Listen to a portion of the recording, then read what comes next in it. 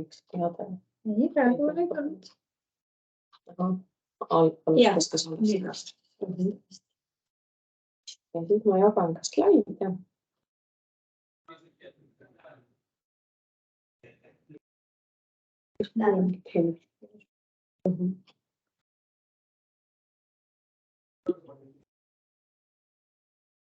Vaikselt inimesed liituvad veel, aga me juba alustame. Täna siis räägime sellest Haljala kukruse riigi eriplaneeringust ja selle kohtumise mõte siis eelkõige ongi võib-olla natuke üldisemalt esialgu tutvustada,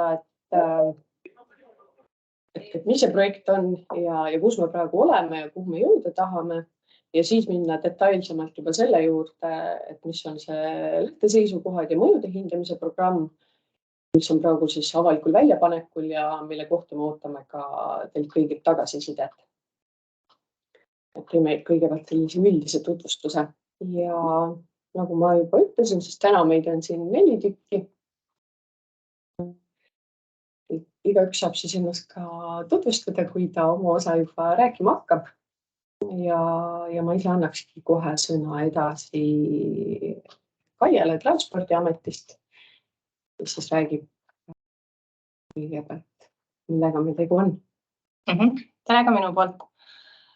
Olen siis Kaie Kruusmaa ja selle planeeringu juures siis Transpordiameti esindaja. Ja võib-olla kõigepealt kohe, et millisest teelõigust ja millist piirkonnast me täna räägime.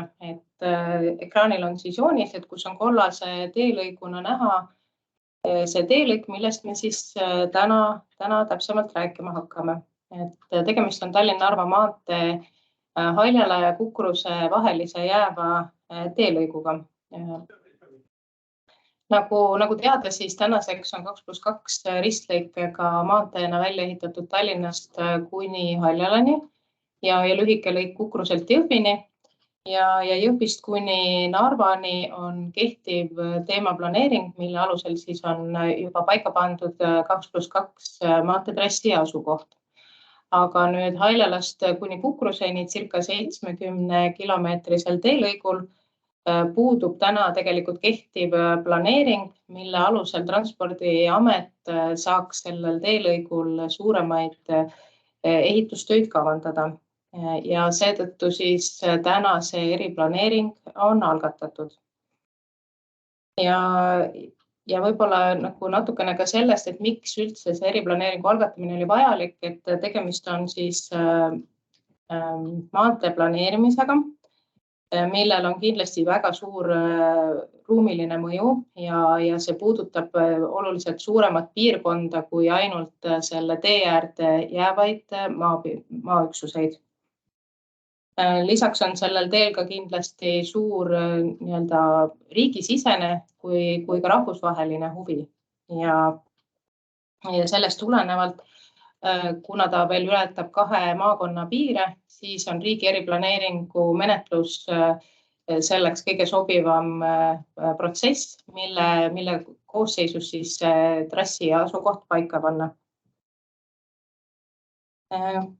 Ja võib-olla ka niimoodi, et eriplaneeringu kehtestamine ongi siis Transpordiameti jaoks eeldus, mille alusel siis hiljem sellel teelõigul suuri ümberehitusi planeerima ja kavandama konkreetselt hakata.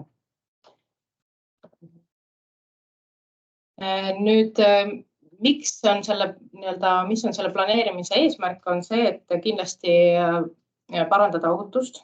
Selleks nähakse ette sõidusuundade füüsiline eraldamine ja eritasandilised liiklussõlmed, mis tagab kindlasti ohutuma ja sujuvama liikluse ja vähendab seejuures vajadust ohtlikuks möödasõitudeks ja kiirendamisteks.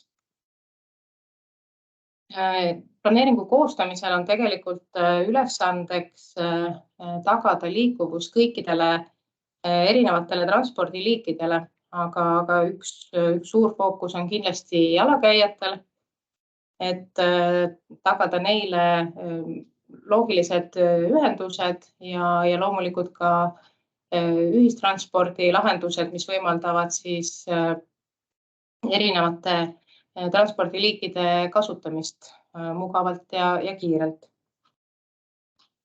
Siis Eriplaneeringu koostamisel ja selle lõpptulemusel pannakse paika siis 2+2 ristlõikega maantee, siis nende liiklussõlmede, kõikvõimalike kogujateede ja muu vajamineva taristu jaoks vajalik maavajadus.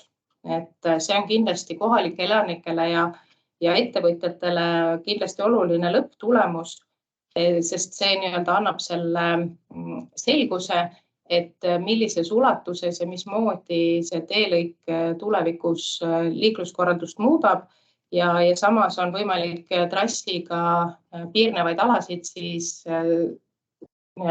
vastavalt soovidele edasi arendada. Et tõsi, et siis tuleb arvestada, et selle eriplaneeringu realiseerimisel liikluskorraldus muutub, aga samas on ka piisavalt aega selle võimaliku muudatusega juba ette arvestada.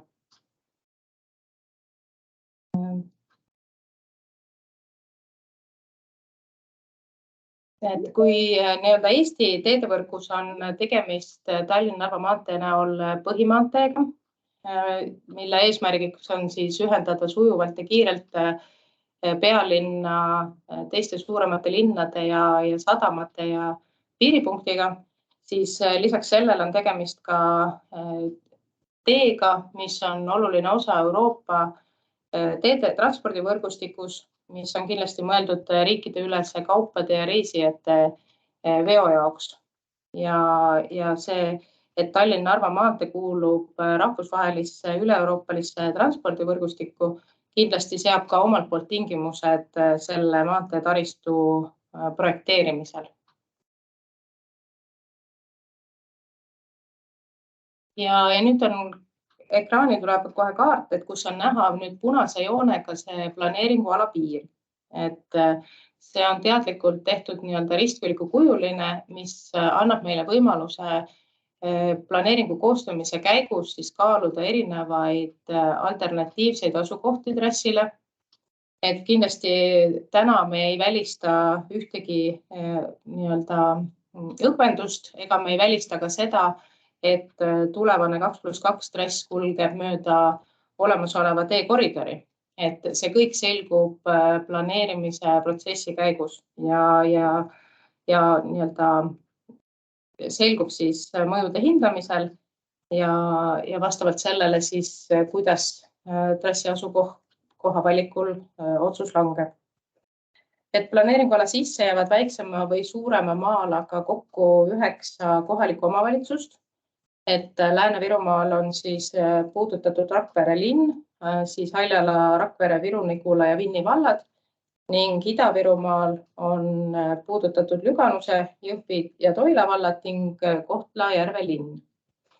Et võib-olla ka siis nii, et täna me seda trassi asukohta, ühtegi trassi asukohta meil tänaseks joonistatud ei ole ja me alustame seda täielikult puhtalt lehelt. Ja need trassi alternatiivid hakkavad siis selguma järgmistes planeerimise etappides. Aga võib-olla sellest planeeringu protsessist täpsemalt nüüd räägibki Anne edasi. Ja igaks üks kordan veel üle, et siin inimesi on vahepeal juurde tulnud, et mina olen Anne-Martin, olen Rahandusministeeriumis ruumilise planeerimise osakonna nõunik ja siis Rahandusministeeriumi poolt selle Haljala-Kukruse riigi eriplaneeringu projektijuht. Et ma lähen siit edasi et ma annaksin kõigepealt sellise üldülevaate, et kus see alguse sai ja kuhu me välja tahame jõuda, et tekiks selline tervikülevaade ja siis me läheme järjest detailsemaks sellega, et mis on need lähteseisukohad ja mis see praeguses etapis kõige olulisem on, et mis väljapanekul on ja nii edasi. Et see planeering algatati eelmisel kevadel. Just ja nagu Kaie rääkis ka, et siis seda trassi asukohta ei ole kuidagi ära valitud, vaid praegu siis me oleme selles lähteseisukohtade ja mõju hindamise programmi koostamise etapis, kus me just nimelt paneme selliseid põhimõtteid paika ja edasiseid suundi, et millest lähtuvalt seda planeeringut siis hakatakse ellu viima. Ja selle etapiga me siis sooviksime ühele poole saada selle aasta jaanipäevaks ja alles siis me saame liikuda edasi nagu asukoha valiku tegemise juurde. Aga selles asukoha valiku etapis on ka just nimelt need mõjuhindamised, uuringud ja siis ka erinevate osapoolte kaasamine, mille läbi me seda trassi asukohti nagu üritame siis kõige paremat lahendust leida. Et see ise võtab ka ilmselt 2-3 aastat aega, et enne siis, kui me saame üldse rääkida mingisugusest kindlast asukoha valiku tegemisest. Aga kui see asukoht siis lõpuks tehtud on, siis saame edasi liikuda detailse lahenduse koostamise juurde. Ehk siis selles olemasolevas välja valitud teetrassis hakatakse koostama siis detailsemat maanteelahendust. Ja samamoodi selles etapis on siis uuringute läbiviimine, mõju hindamine ja ka siis erinevate osapoolte kaasamine. Ja kokku see riigi eriplaneeringu protsess me ise näeme, et kestab kuskil 6-7 aastat ja lõpeb siis planeeringu kehtestamisega, millele siis alles järgneb projekteerimine ja ehitamine. Ehk siis siit võib ka arvestada, et ilmselt ehitamiseni me ei jõua enne 10 aastat ja ehitamine ise ka toimub etappide viisi, et ehitada nagu kogu seda 70 kilomeetrist trassi korraga valmis, vaid juppide kaupa, et olulisemad objektid enne ja lähtuvalt riigi nagu võimekusest ka. Aga jah, et see nii-öelda praegune tähtaeg on seatud, et maantee peaks saama uuendatud 2050. aastaks. Et see on praegune eesmärk. Ja siit tuleb nagu välja, et see protsess ongi hästi pikk, siin on hästi palju erinevaid tegevusi, ongi nagu selline mastaapne projekt ja me oleme selles protsessis praegu siin päris alguses veel. Paneme paika neid lähteseisukohti. Võib-olla veel oluline nagu teie jaoks välja tuua on see, et kes need osapooled on selle planeeringu juures. Nagu siin juba nimetati, need 9 omavalitsust, kes jäävad sinna planeeringualasse, aga kindlasti siis kõik nii-öelda kohalikud elanikud, eraviisilised ettevõtted, erinevad organisatsioonid, on siis erialaliidud või esindusorganisatsioonid. Neid püüame kindlasti nagu kaasata. Ja siis lisaks nendele on ka siis Transpordiameti, Rahandusministeerium on need ametkonnad, kes on otseselt selle planeeringuga seotud ja koostamisega. Aga ka teised ministeeriumid ja ametkonnad on siis meil kaasatud ja enamik neist on ka projekti juhtrühmas, kus nad siis saavad olla jooksvalt kursis selle projekti arengutega ja vajadusega siis kaasa rääkida endale olulistes teemades. Ja juhtrühmas on ka omavalitsuste liidud, nii Ida-Viru kui Lääne-Viru omavalitsuste liit. Selline laiapõhjaline esindatus on ka seal. Ja siit võib-olla omavalitsuste teemal veel nii palju nagu edasi minna, et ka selle lähteseisukohtade koostamise juures me käisime tutvumas nende omavalitsustega, et saada sellist esmast tagasisidet just kohalike omavalitsuste juhtkonnatest, planeerimisspetsialistidelt, et mida sellest maanteeprojektist arvatakse ja mis on need võib-olla murekohad ja sellised mõtted, esmased mõtted. Ja panime siia mõned märksõnad slaidile, et see loetelu kindlasti ei ole lõplik, aga see võib-olla annab sellise esmase ülevaate, mis olid need korduvad teemad, mida toodi esile, et mis kohalikele korda läheb. Toodi kindlasti välja seda, et see maantee võiks toetada kohalikku elu, et ta ei oleks nii-öelda ainult ühendus suuremate keskuste vahel, Tallinn-Jõhvi või Tallinn-Narva, vaid et sinna vahel jääb ka palju elu ja seda võiks maantee toetada.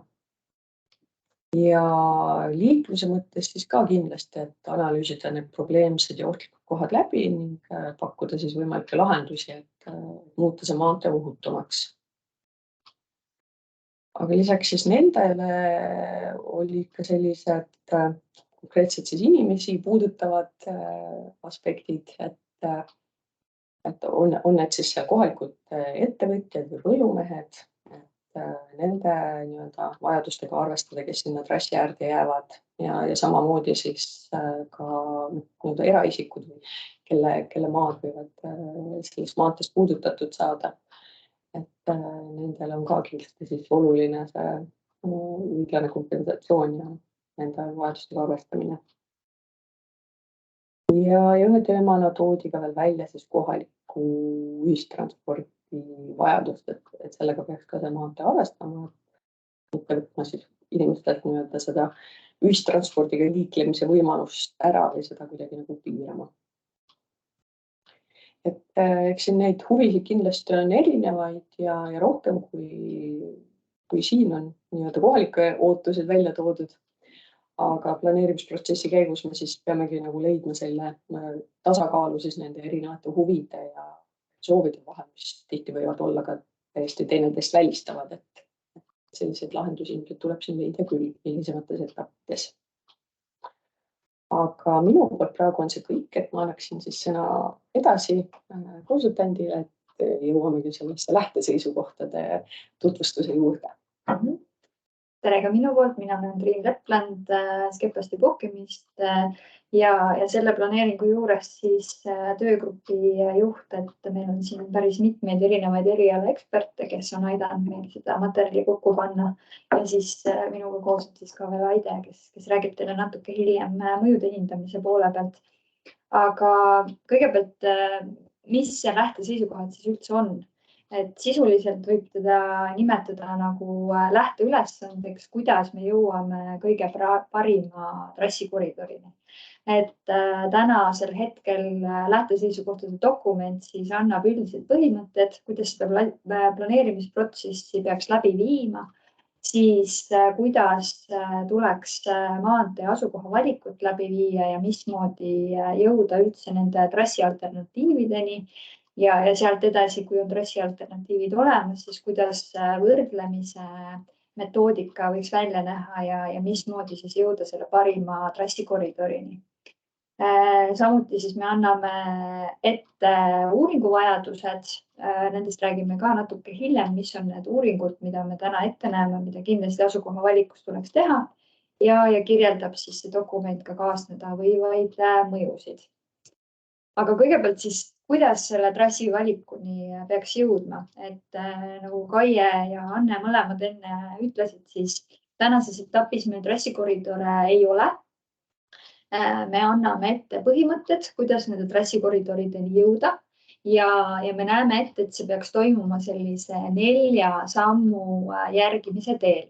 Et esmalt vaadatakse olemasolevat maanteekoridori, kui palju see olemasoleva maanteekoridori laiendamine ja üldse, kuidas see olemasolev maanteekoridor sobiks 2+2 trassi jaoks ja leitakse üles need tulipunktid, kus on siis vaja leida teisi alternatiive ja mismoodi siis neid alternatiive peaks visandama.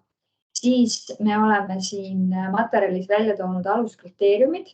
Need on sellised alad, mida me esmalt püüame trassi alternatiivide visandamisel vältida. See tähendab siis seda, et me oleme ette näinud kriteeriumid, kuhu nii-öelda maantee peale ei tohiks minna. Ja kui nüüd olemasolev maantee on läbi vaadatud, aluskriteeriumid on rakendatud, siis visandatakse trassikoridorid. Ja pärast trassikoridoride visandamist tuleb neid trassikoridore ka omavahel võrrelda, et leida siis parim asukoht. Asukoha valiku etapis me täna näeme ette, et lõikude kaupa visandatakse umbes 3 alternatiivi. Neid võib olla natukene rohkem, natuke vähem, aga keskmiselt võiks neid olla 3. Ja laiuseks me arvestame 350 meetrit. See on siis tugineb varasematel kogemustel erinevates planeeringutes ja projekteerimise etappides, et see annab meile võimaluse, et see detailses lahenduses, siis kui hakatakse detailselt seda maanteekoridori ja kõiki rajatisi läbi projekteerima, siis saab seda vajadusel nihutada selle trassikoridori sees, et siis ei ole vaja enam lisamaa vajadust, vaid see on juba asukoha valikus ära lahendatud. Aga nüüd need aluskriteeriumid, et mis on need alad, mida me üritame siis esmajoones vältida ja need on siis looduskeskkondlikult Natura alad, siseriiklikud kaitse- ja hoiualad.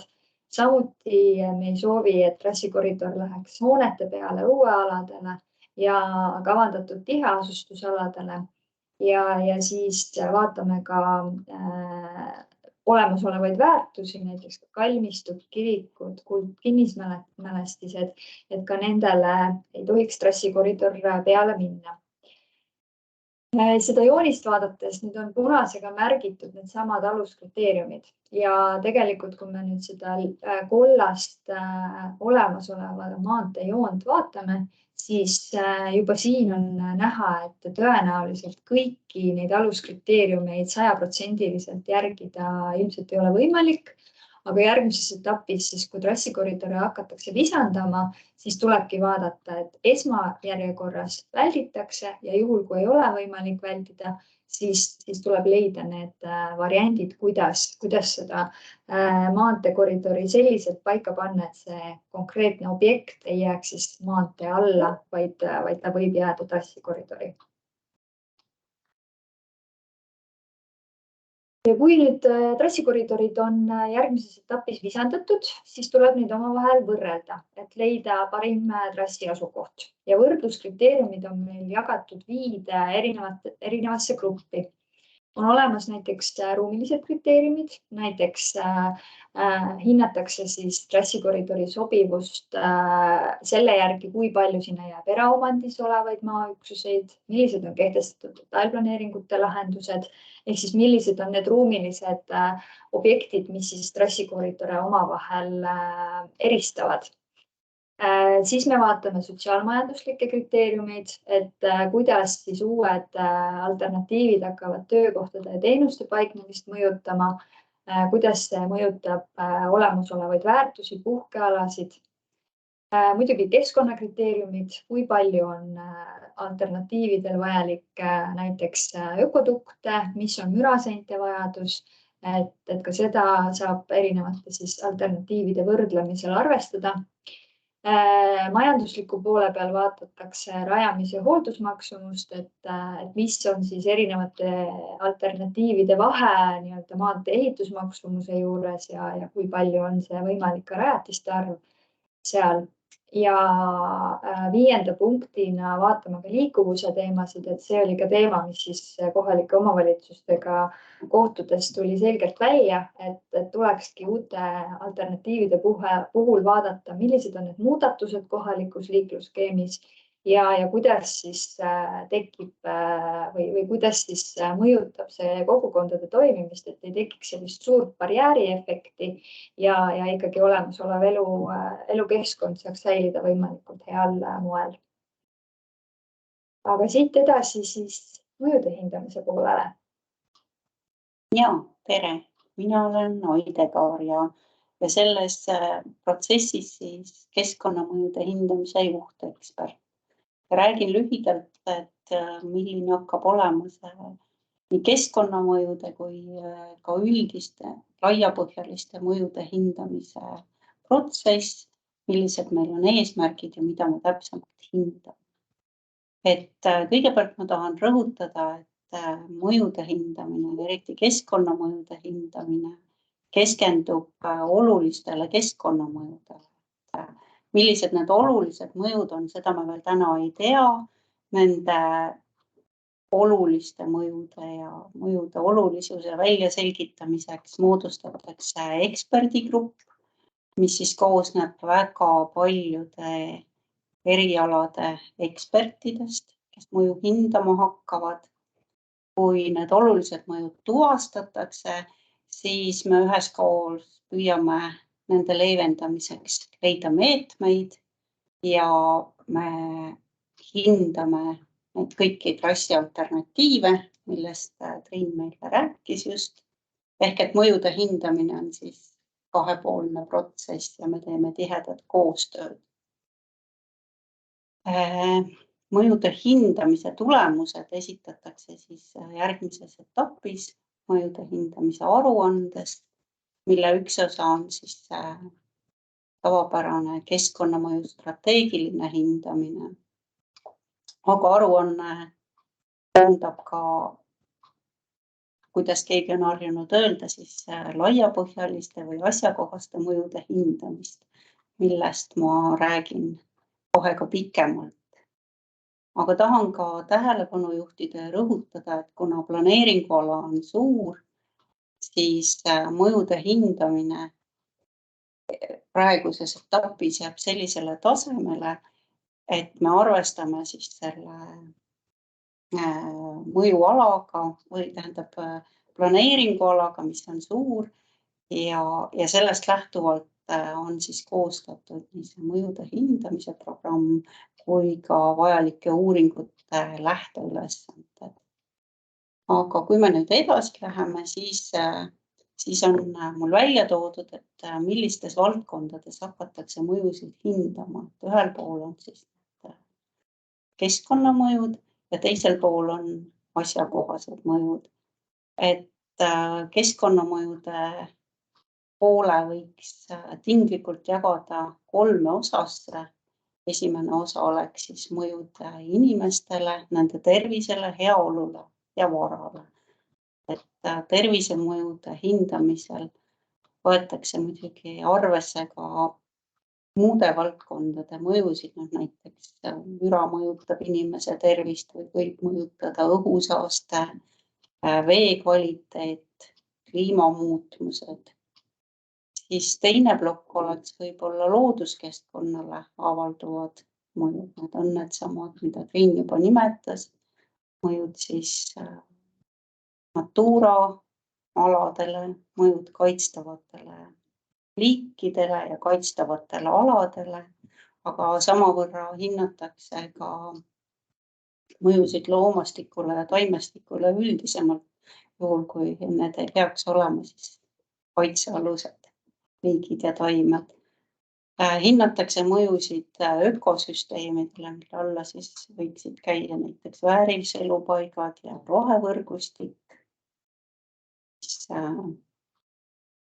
Tavapärane on ka hinnata mõjusid või tähendab võtta arvesse jäätmetekke, ohtu ja võimalust kasutada ringmajandust ja vaadatakse ka siis maavarade edaspidise kasutamise võimalust ja maardlate hõivamist. Teise osa moodustavad need sotsiaalsed, kultuurilised ja majanduslikud mõjud.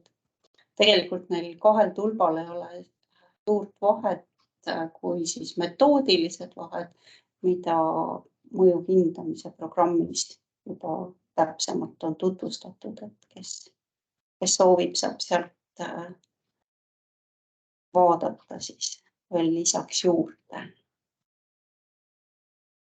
Ja kuna asukoha valiku etapis tänasel hetkel, kui me oleme materjale kokku pannud, me näeme, et on vaja teha ka uuringuid, siis avalikustamisel on ka uuringute lähteülesanded, mida me tänasel hetkel oleme ette näinud. Et need on need uuringud, mille osas me leiame, et olemasolevad andmebaasid ja olemasolev info ei ole piisav ja sellepärast ongi vaja eksperthinnangute käigus siis läbi viia ulukiuuring, leida, kus siis loomad liiguvad, siis teha metsa raadamise uuring, et näha, kui palju on selle erinevate alternatiivide siis mõju metsa raadamisele.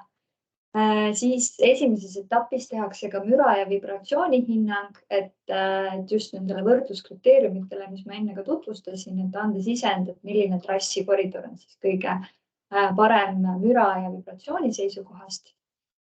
Siis on ette nähtud asustusstruktuuri uuring, mis sisuliselt vaatab seda, kuidas trassi alternatiivid, kas ja kuidas need võivad siis barjääriefekti tekitada, kuidas teenused on kättesaadavad, kogu see olemasoleva kogukonna ja olemasoleva ühiskonna jätkumise küsimus. Siis on liiklusuuring, eeltasuvusarvutus ja eskiisprojekt, mis kõik tegelikult need 3 on omavahel seotud ja need kõik 3 annavadki selle sisendi, et mis on selle maantee nii maksumuse kui ka tehnilise rajatavuse pool. Ja viimasena me näeme, et võiks läbi viia ka piirkonna meelsusuuringu, et näha, mis on need teemad, mida inimesi selles piirkonnas uue trassikoridoriga kõige rohkem huvitavad ja teistpidi ka saada sisendit võib-olla nendes teemades, mis tänastes andmebaasides ei ole, et näiteks kus on mingid väärtuslikud kohad, mida ei tule üldplaneeringutest või olemasolevatest andmebaasidest välja või kus on nagu inimeste liikumisteekonnad, kus nad siis rohkem kas siis sesoonselt näiteks suve ajal liiguvad või siis mingitel teistel tähtpäevadel või mis iganes olukordades siis kasutavad, et saadagi selle piirkonna selline taustainfo kõik kätte. Ja siis ongi nii-öelda sisu poolelt hakkama otsi kokku tõmbama, et siia võib-olla meeldetuletuseks siis kõigile veel see, et praegu ongi siis aeg, et on avalik väljapanek, saate nende dokumentidega tutvuda, kõikide nende uuringute lähteülesannetega ja selle mõju hindamise programmiga, nende põhimõtetega, et vaadata, et kas teie arvates siis on seal kõik oluline asi arvesse võetud või peate vajalikuks siis midagi täiendada ja kui peate, siis saate need ettepanekud meile kirjalikult saata. Ja tulemus on ka avalikud arutelud, et nüüd on see märtsi lõpus, aprilli siis kohta on siis info üleval selle planeeringu kodulehel ja need siis toimuvad nii kohapeal kui ka siis veebiüritusena, sellised hübriidüritused. Nendel ka siis, kellel on huvi, saavad osaleda. Ja praegu ongi nii-öelda selle sisu poole pealt kõik, et ma võib-olla selle salvestamise paneksime kinni ja siis me saame edasi minna küsimustega.